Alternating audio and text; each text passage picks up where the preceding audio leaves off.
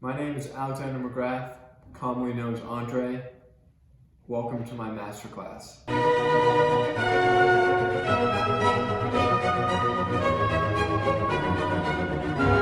So to begin the recipe, it calls for a 9 to 13 inch baking pan, which you then want to line with tin foil.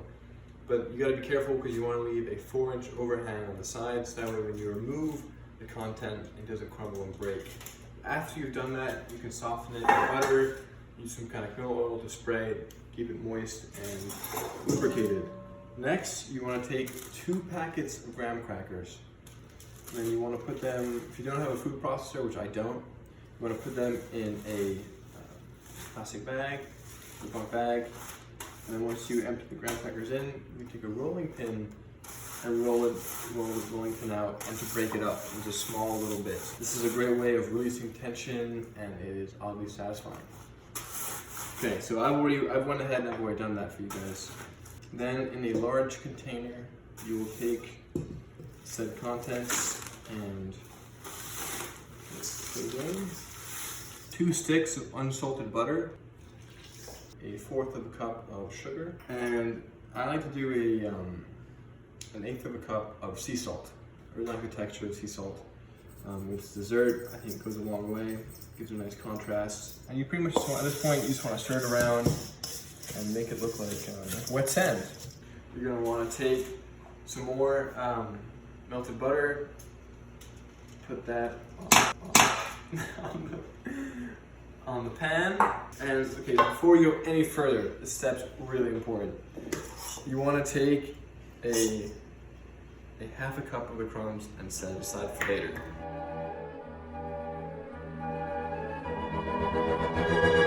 After we've done this, we're going to want to put this into the oven at 350 degrees for 12 minutes. After we've put the wet sand or crumbs in the oven, we're going to want to melt the chocolate. So right now I have chocolate chips. 1 pan with boiling hot water, put it on low, because you really want to cook the chocolate at a super low heat. And then I take a 2nd pan, put it in, add the chocolate, and then I'll keep the chocolate at a warm enough temperature for it to melt, but also not cook it too much, because you want to keep it at a low temperature. And then obviously stir. We have just taken out the wet sand from the oven. Now we let them cool off for maybe 5 or 10 minutes. And now, so as you can see, our chocolate is essentially done. Distribute the chocolate evenly across the surface area of the breadcrumbs, like so. Yeah, and why do I love this recipe so much? You know,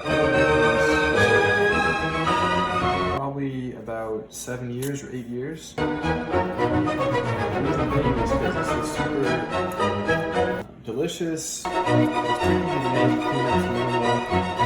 If you have like a partner or some friends you want to make it with, it's great to make with someone else.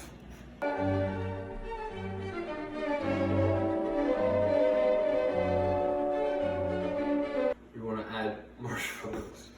So you kind of distribute marshmallows across the surface area.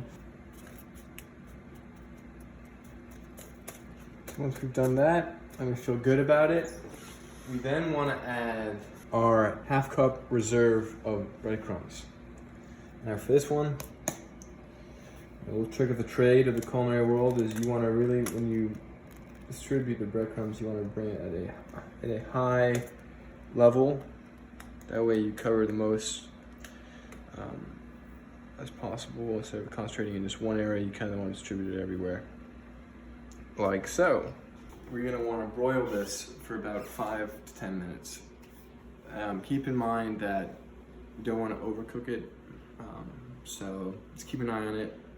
If it starts to brown or darken, probably want to pull it out.